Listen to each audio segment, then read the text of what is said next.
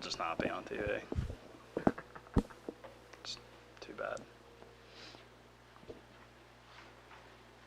I just start talking and then mention There you go. Oh my God. He's calling us.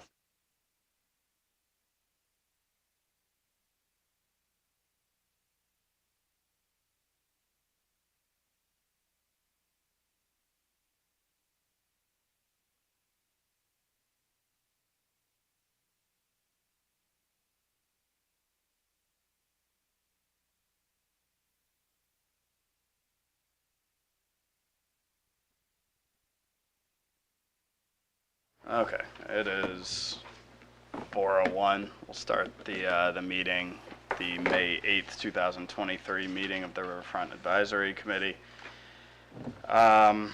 First matter of business, public comment, but seeing no members of the public, we'll close that portion of it. So meeting minutes from last month's meeting. Any questions, thoughts, proposed revisions? I don't believe I have any. Me either. I'll make a motion to accept the minutes as prepared. Second. All in favor? Aye. Aye. All right, cool. It's out of the way. Okay. Well, we're joined by our illustrious town engineer and town planner, so welcome.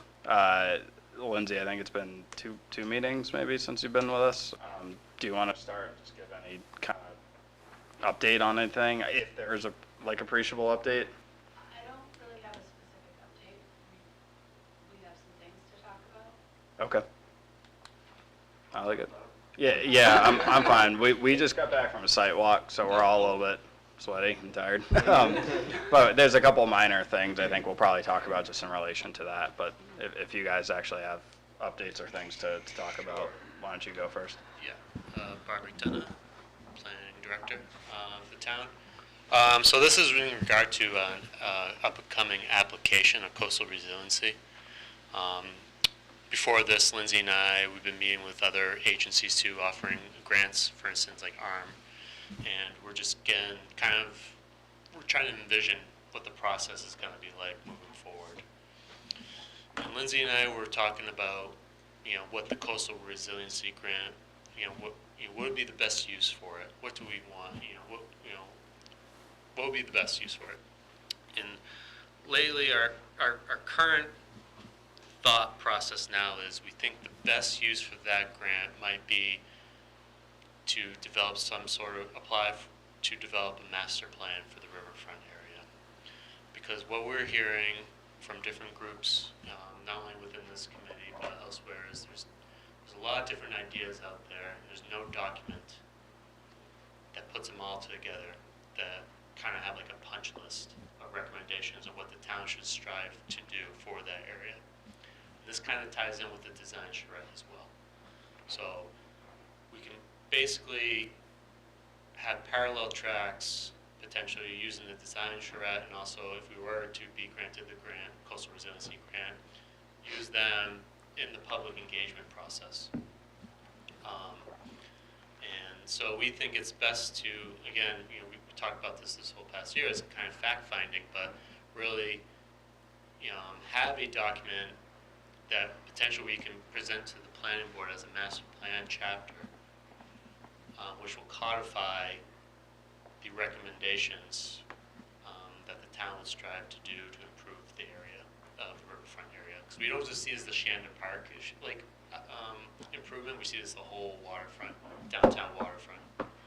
That's what we gather, that there's a lot of different interests within the waterfront, and Shandon Park, the boat launch, and Heron Point, they're all components of it. So we think it would be the best use of our efforts, and I think the committee's efforts, to put our energy towards writing a grant to apply for funds to help us write some sort of master plan chapter, either through the planning board master plan chapter, or it could be a general park riverfront improvement plan. So that's kind of what we want to discuss with you this evening, is what direction do you want us to go in? Is it either a a general master plan chapter to help us identify all the uses that we should strive to include in the future, plan for? Or is it a more specific park plan? So for instance, think about this way, it's tangible action items like, a park plan that'll improve the culverts. So identify things that have already been identified, or is it a more foundational piece where there's more of a litany of either tangible things to go after or aspirational like concepts. So I think I had previously heard, and you would know the answer, that the town may be doing like a general master plan update. Like that's a thing that's happening this year, next year? That is the thing. Okay. Yeah. I feel like I also heard, maybe from you, I don't trust my memory anymore, that there would be like an actual chapter in this one on parks.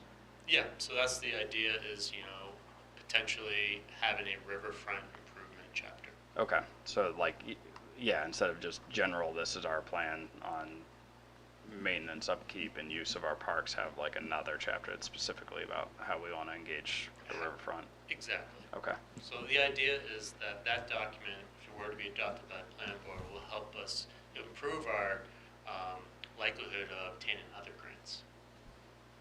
So we see that as, like I said, go back to the foundation piece for us to be successful in the future in obtaining funds for future improvements.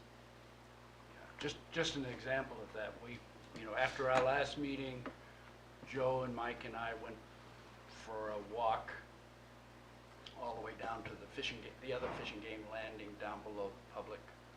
There's By another the treatment facility? Yes. Yeah. Yeah, down there. So there's that landing, which I was unfamiliar with that. It's got all the fishing game signage there. I boat up and down the river all the time. I didn't even know it existed. Right. And Probably for good reason. well, it's not a very good landing, Yeah. but it's a nice piece of land back there. Yeah. It's a nice piece of water frontage.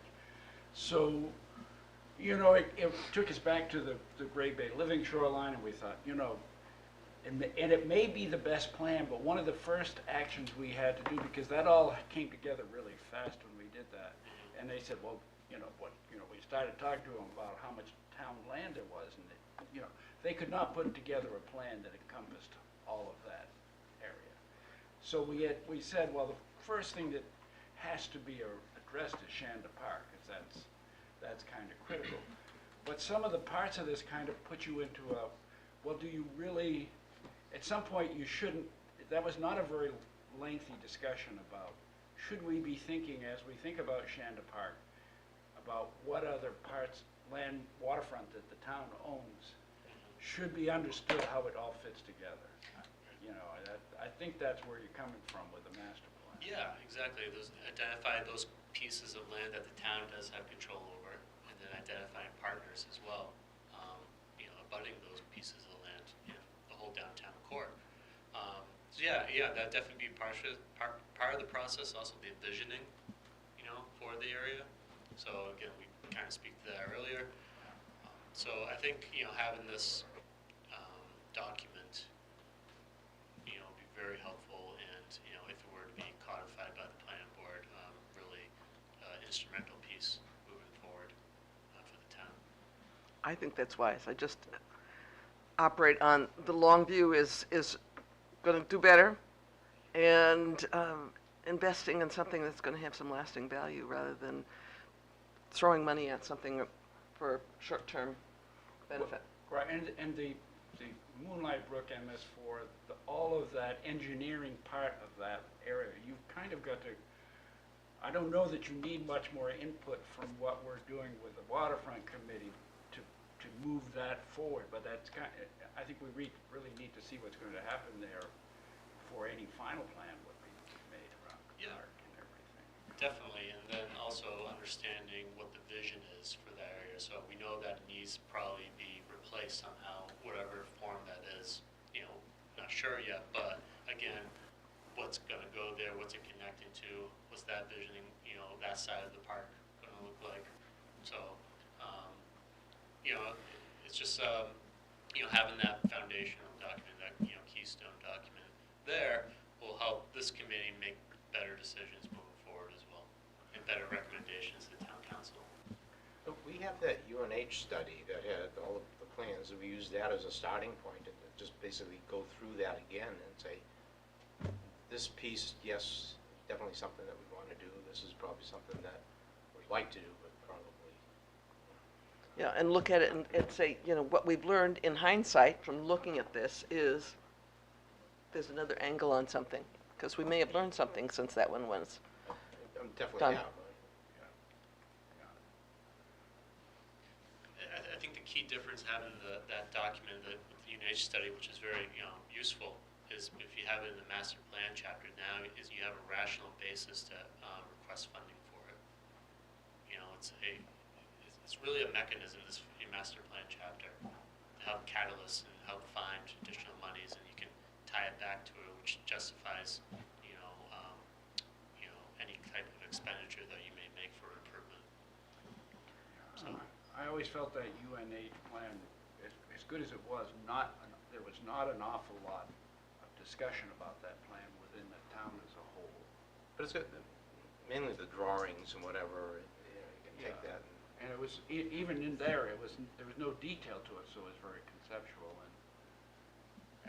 and that's fine, but I think we're on the right path with the charrette. I think the time we have between now and the charrette would be good to try to define. That's what I want to talk about next. Yeah, so just on the springboarded timeline, if I'm remembering from a couple of years ago when we went for the coastal resilience grant, I feel like it was maybe about 7 months between the application and when they would tangibly actually give you any money to act on it. I mean, that seems to work with the charrette concept as well. Yep, so the shred's going to be bumped out a little longer. Okay. Probably till next May, this time next year, just based on funding. We can't really, earliest we can start with this grant, if we were to be rewarded, is November of this year. That does, I mean, it felt like a lot to do if we were trying to have that all scoped out by October or something. Right, Change yeah. our planning process, So I've been working with Plan New Hampshire. We have to amend our application a little bit based on if this committee wants to go in this direction. But the preliminary discussions, they don't see an issue with that. So again, I see it as the same intent with that process. It's just the document basically. Honestly, I think we're just saving time, because that document would have led to a master plan update eventually. So now it's on the same time track. So, but I think what we can do in the meantime is to survey the town, Joe sent, and town manager is going to send it to the public. We can come up with questions that maybe we want to ask right now and incorporate it into this survey. Does this have an actual time frame? Because you shared us with it yesterday, but I didn't see one. Sooner than later, but I said that we did want to Weeks, talk to not Bart. months, is that what you're Yes, weeks. Okay. Yeah, I That's don't need my an exact date, Yeah. time stamp, just like general. No, yeah, in the coming weeks. So that'll give us enough time to think of these questions that we want to answer. Try to get answers right now from the public. So I'm not sure you want to discuss that. Again, we can follow up too when town manager wants to get the survey out as well. But come up with questions. Maybe I could ask one question first, because maybe you'd have some ideas how it would fit together.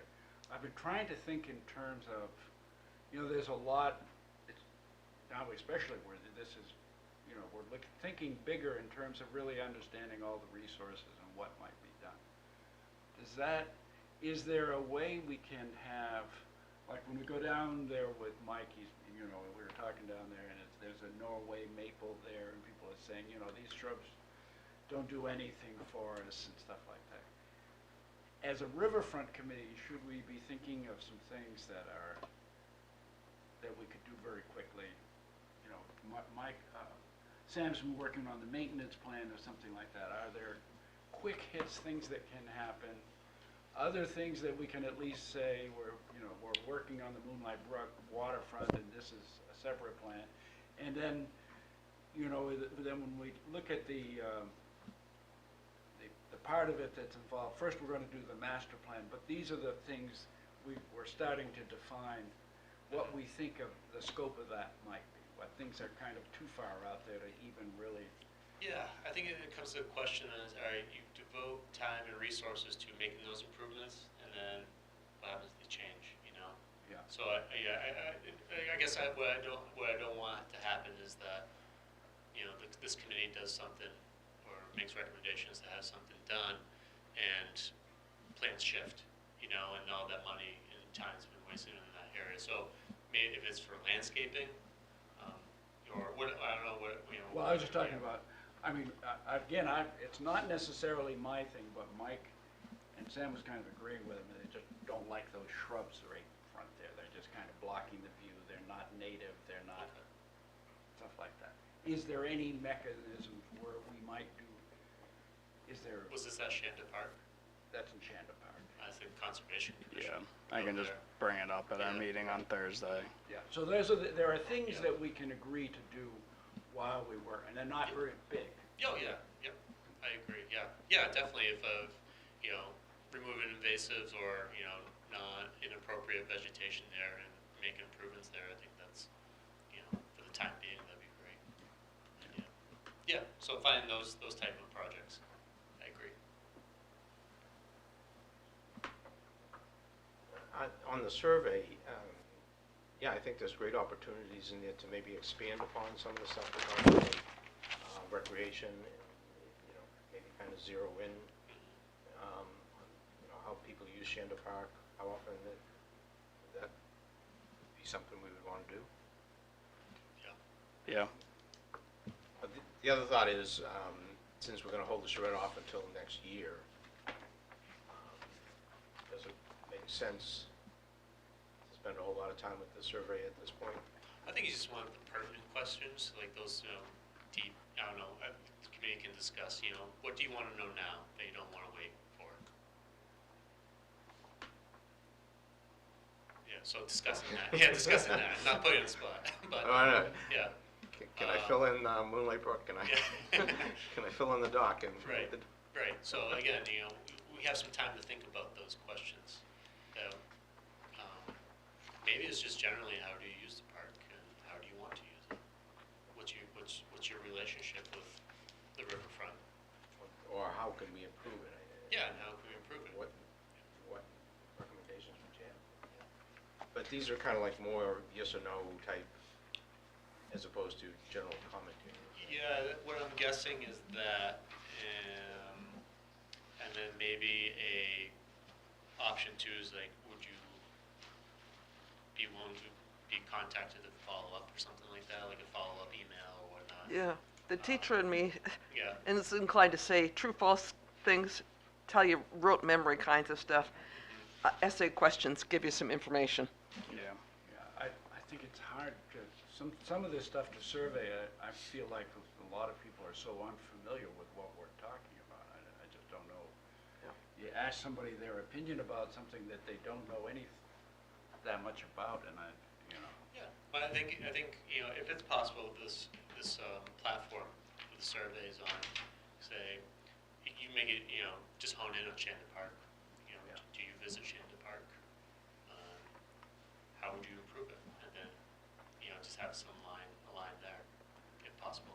Question, because I'm not a person who would organize a group thing. Do people have to get a permit if they're going to use it, like, Tuesdays at Shanda Park, where it's going to be a large group, they have to get a permit?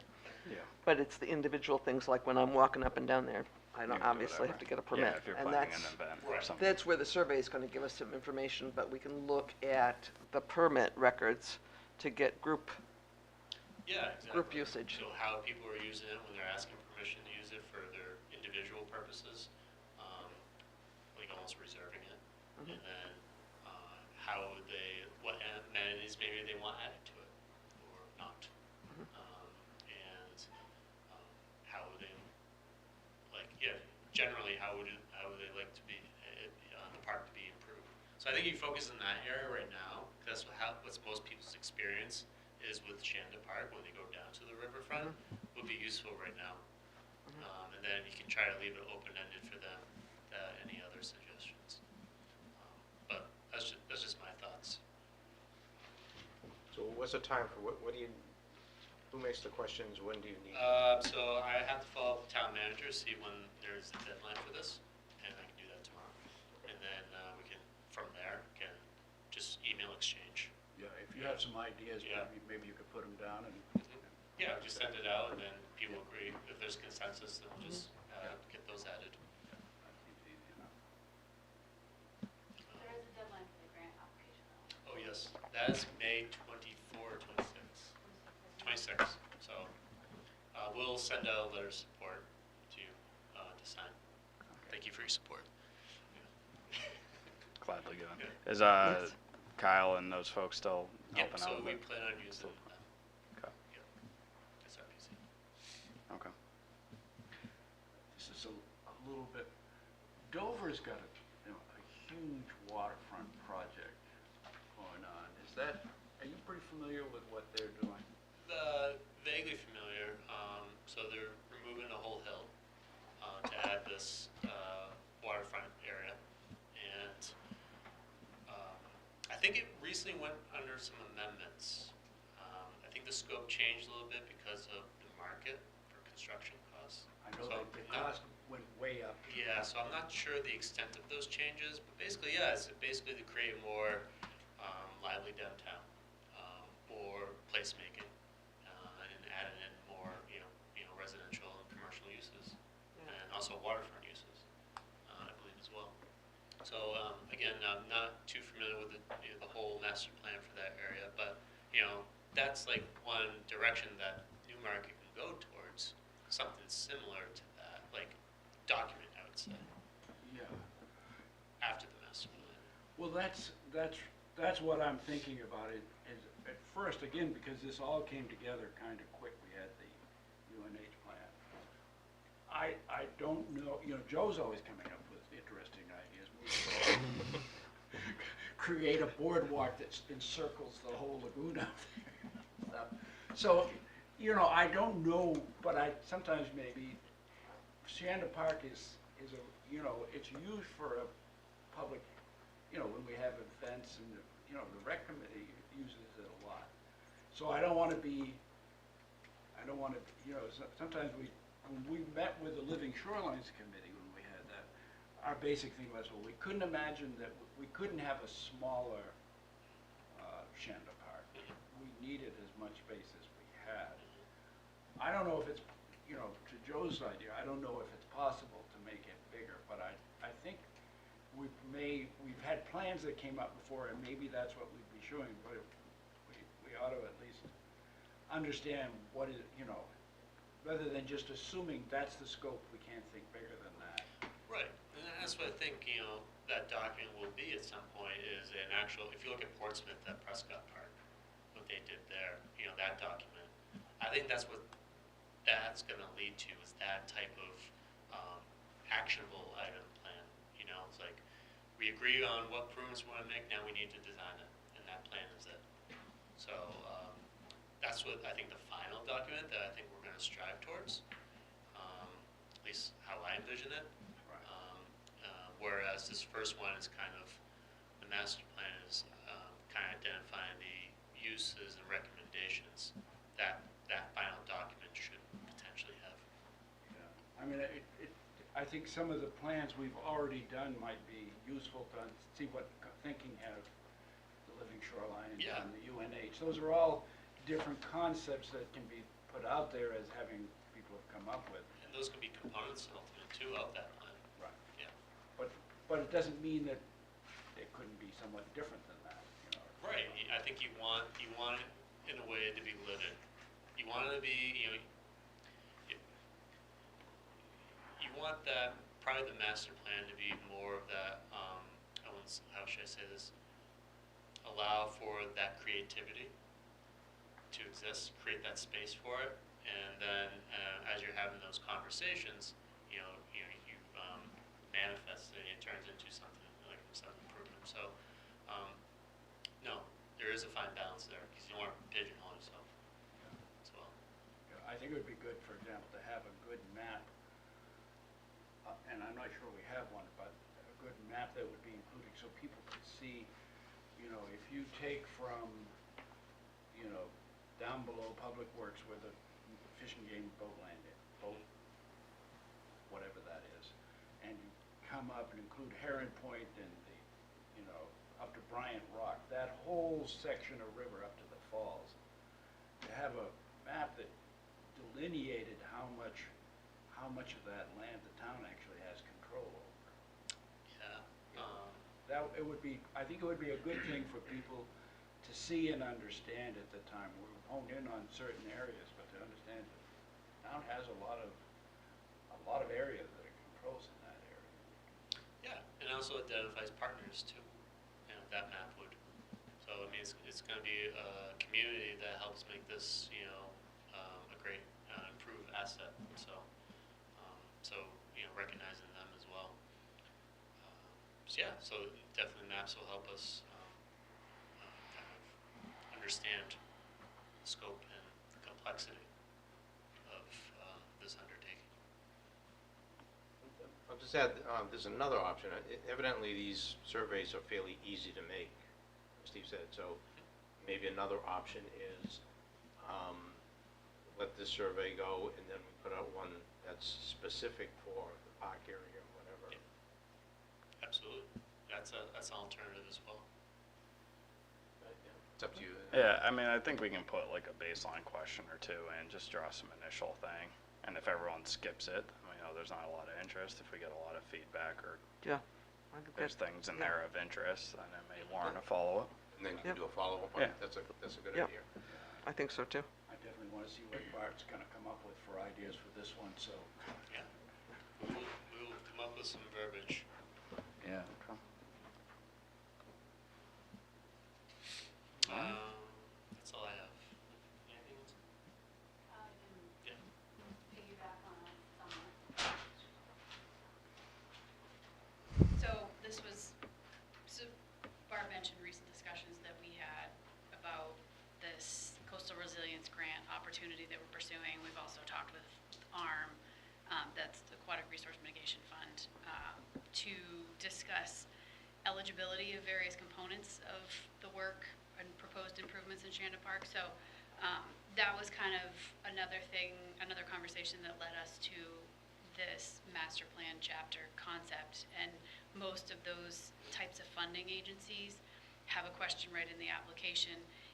Is this a project that's been identified in a capital improvement plan or master plan? And those types of projects rank better for funding. So it makes it a more competitive project to have that long-range planning process and document that identifies the various elements. So our thinking on that too is with the Moonlight Brook culvert, we may have a better chance of pursuing or obtaining alternative funding for construction of actual improvements there if we have it identified with these other elements and components and kind of pursuing the study at a later date. So that's just kind of an update on one of the items that I had previously discussed, being the H&H study for Moonlight Brook culverts.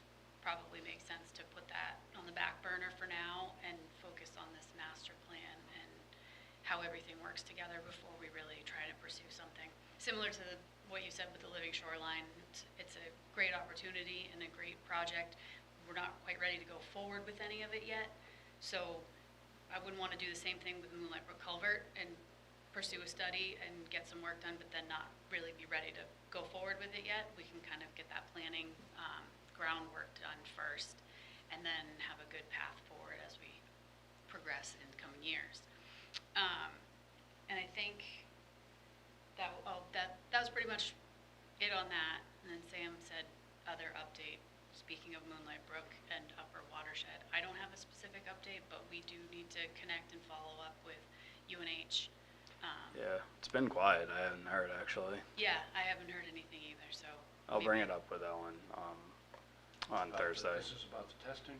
Yeah. Yeah, the sampling and the additional sampling that UNH will be doing so that we can work with them to identify some good sites and, Yeah, talked areas for about that. maybe getting out there towards the end of April, but yeah, I never heard anything, and I'm kind of glad because When I've we did been our super walk, busy. there was a UNH student there that was actually taking samples Yeah, out but of she the, was not to do, she was It wasn't something the else fecal altogether. I can't thing. remember That was what it different? was, but it wasn't anything to do with looking at the bacteria or anything like that.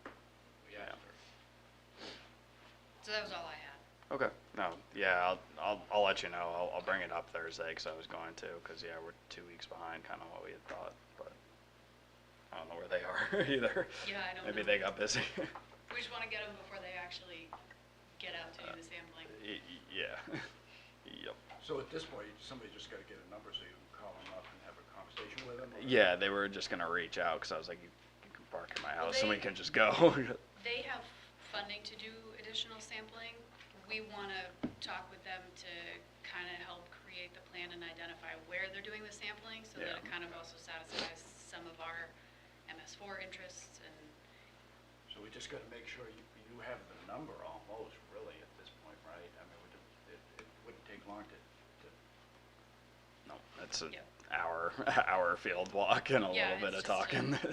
It won't take making long. the connection on that one. And I do still intend to submit a pre-application for Clean Water SRF to do more watershed-based planning and IDDE work within Moonlight Brook, which will piggyback on the UNH work. And those are due June 1st. so what did, the last thing you just said, what does that actually mean? Clean Water SRF. The IDD, IDDE stands for Illicit Discharge Detection and Elimination. okay, It's so a that's where you're program- looking for the source of the contamination. Yes, and eliminating it. It's a program that's a subset of MS4 general permitting. Okay. So work with point source only, or can it be non-point source? Just, we think it's vaguely coming from this area. I don't know, I have no Non-point source. experience. It's more, it's structured to identify non-point sources. Gotcha. It gets to, I mean, you're considering it a point source if there's a sewer connection, but it also works to identify other sources, like somebody's dumping dog poop in a catch basin or transient IDDE things. That's just like a one-time spill or dump of something, but it doesn't occur more than once. So how does that work actually? Is this work that's planning work, or is this work that actually goes down to Moonlight Brook and, or what actually happens? IDDE work is more on-the-ground investigation within the system. So it's actually popping junction, they're called key junction manholes within the storm drain network, and it can include smoke testing or dye testing to try to find those illicit connections that are maybe an erroneous sanitary discharge that was previously a combined system and didn't get converted to the new sewer, so it's still tied to the old storm drain, kind of situations like that. Or it could be any number of other types of. Do you have to run cameras up there and stuff like that sometimes? That can be a component. There are a bunch of different methods of trying to identify the sources. The key piece is if you have a detection of bacteria or other indicators of sanitary sewer discharge at an outfall, then you start stepping up at key junctions to identify, is it coming from this direction or this direction, and then you can kind of eliminate areas as you go up. And when would that work actually happen? Within Moonlight Brook, Yeah. I would not anticipate that happening for maybe, certainly not this season. We would get the UNH information, that would be kind of a starting point, stepping stone. And then maybe next season. 2024 is what? Yeah. Yeah. Yeah. And for MS4 general permitting requirements, there's no specific time frame that all of that has to be done, but we do need to do that throughout the whole system, not just Moonlight Brook. Okay. Thank you. Yep. Apologies, I gotta go, I gotta catch a train, so, Take care. Thanks for coming by. Thank you. Thanks. thank you. Okay. That's the answer to the rest of the questions. Oh, they'll be very specific and grueling. Yeah, I mean, from the most part, I think we've had some good discussion today on the sidewalk and things like that. I would like to see if I can maybe get a hand of the easement that we have right now and to see how it's written for the pump station. But I think just, yeah, more public access or whatever. We have access to all that stuff. Well, it's like too, that, I mean, I was thinking the notes we put together for they came from the first sidewalk with Joe and Mike and I, and comparing it with your document, the one thing, it's interesting to compare them because we can see where we can move more, because the one you had, I think there is agreement from, Mike seems to think, and I wouldn't disagree with him, there is an easement for the walking part that goes along, in front of the old Joyce's Kitchen. That area has an easement. And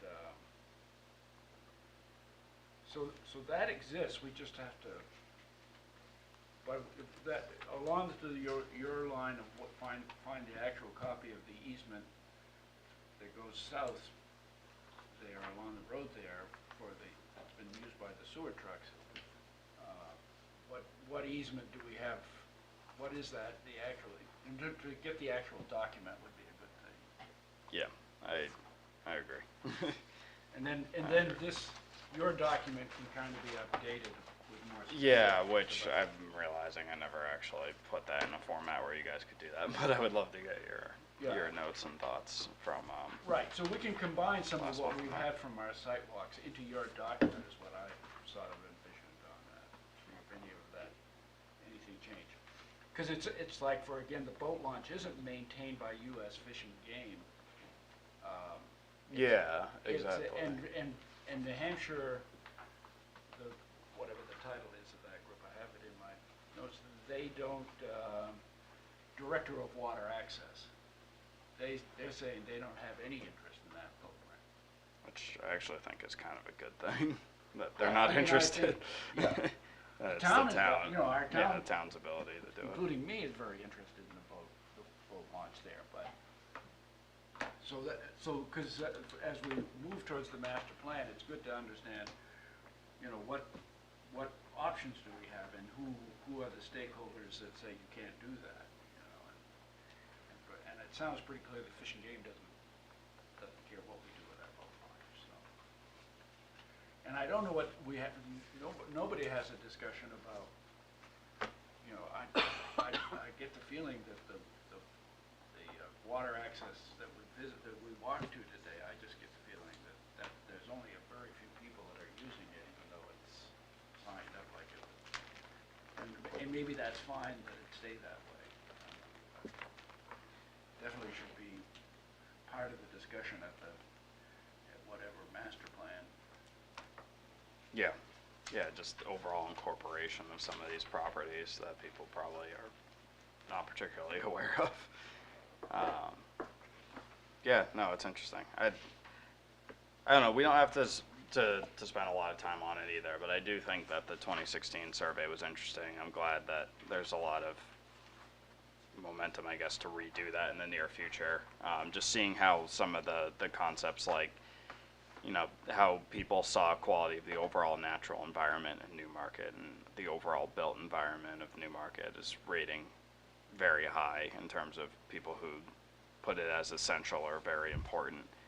I do understand these are phrased kind of vaguely, and most of them scored pretty high, but it does seem clear that the people that responded to the survey the first time have a vested interest in natural resources and access to them, So what, that changes, since we've determined that the master plan meeting or the charrette is going to be a year from now, do we have a lot to work on over the summer, per se, at this point as a committee?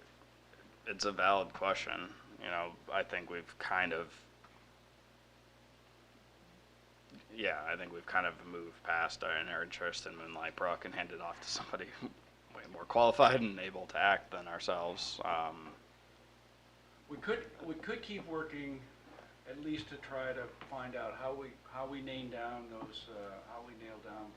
where those easements are that. I think it's important to understand what those are and if any of the ones that exist right now are valid to be used for any work with extending Riverwalk or public access. I think that is something that's important.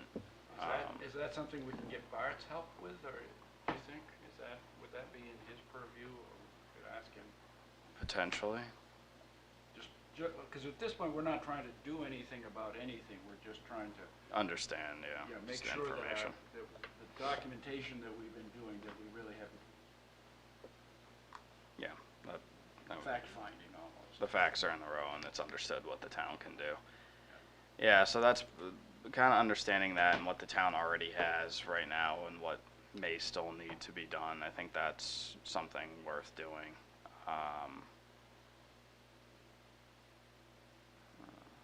But yeah, in terms of immediate action items, we may be thinning out a little bit. I think the whole park maintenance plan thing is something that can keep going in some regard. Yeah. Do you want to take a cut at some of the things that, I mean, some things can be done. I guess, like if you were going to say, oh, we should get rid of the Japanese knotweed, but it would make more sense to attempt that if you're going to be ripping apart the whole culvert area. Yeah, and on that, that might be an item that gets discussed at Concom, since it is technically a Concom property. But I think the question at this point is, who wants to be part of that discussion? Or does everyone agree that there should be a discussion and someone just needs to do it? Because if it's just, okay, what do we write something and then other people add to it? If everyone's, again, just waiting for someone to make the first step, then Yeah, if it's something we can do. You may not, I will say, if you and the Concom want to be cutting any of the tree and the branches and rhododendrons, I'm okay with it. I don't know if you feel the same way, Ingrid. I think I'm okay with it. I mean, I'm thinking if we go to great expense or a great deal of time, just so something's apparent, I don't know that serves well, but if it If there's things moves that us you. forward, Yeah, go ahead. But if nobody, Mike always brings it up, but if you don't feel like you want to do it right away, I don't feel any urgency about it either. Yeah, I think it's just something that's been brought up enough times. I don't think it's an urgent thing of like, the park's not gonna burn to the ground if no one talks about how to have a slightly more coherent maintenance plan, but it's also like we've had orange snow fencing up there for like 7 years now. Yeah. So like, Yeah, it it's would be also like nice to- things aren't really happening because I think everyone else is waiting for someone to do something about it. Yeah, especially it feels like if we could work on a little bit of that stuff while, because the big stuff is we're pushing it out appropriately so that we can be more comprehensive in our planning. But in the meantime, we could perhaps, do the little thing, just like we identified it's almost a hazard right now, the bricks are eroded away as you go out to the town dock, so. yeah, that sort of thing, I think safety stuff definitely needs to So we can just sort of, have some attention. Yeah, it may just be a little bit of a period of just making sure the ducks are in a row, prior to some of these larger events. I mean, obviously we can stay engaged when the master plan work starts this fall, provide some input on that. I mean, I guess, Lindsay, Bart, if you guys think of anything that you want to pawn off or anything you want this committee to look at in relation to the riverfront, that's something we could do too. Because I do think with the charrette moving and the master plan kind of being in there and Moonlight Brook getting tabled, I do think we kind of are lightening up in terms of immediate needs. So I don't expect you to have a ready answer for that now, but just if there's anything. yeah, if you have that document in an editable form, I know you're really busy right now, if you want me to try to just take your document and make the edits of things we know can be edited at this point. Yeah. Do that, try to update that, and that process may trigger some other questions that I have that we could also answer while we're at a low point. And then maybe we take a month or two off in the summer or something like that. Yeah, I know, really. Will anyone cry if they have an extra afternoon in the summer?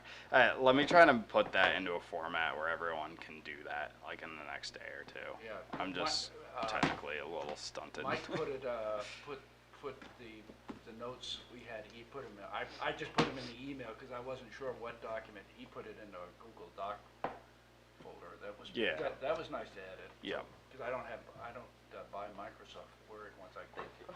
I don't either. Yeah, no, that's Google fine. Doc, that was easy Yeah. to incorporate edits and accept them into the document, Yeah. stuff like that. That worked pretty well. Yeah, I'll see if I can take care of that, like, even tomorrow. I just forgot, obviously. But, yeah, I think that might be where we're at. Just everyone take a look at that, update it with what you guys came up with, and let's just kind of see what can be kind of moved on a little bit in the summer, and then we can kind of gear up and Yeah. for the fall next spring. I think that's a good plan. All right. Does anyone else have anything they want to talk about? We all set. Church bells. I thought mine was loud. Yeah. I mean, if there's nothing else, we'll make a motion to adjourn. I'll second that. All in favor? All right. Nice. All right. I think we're all set, Tim. Thank you.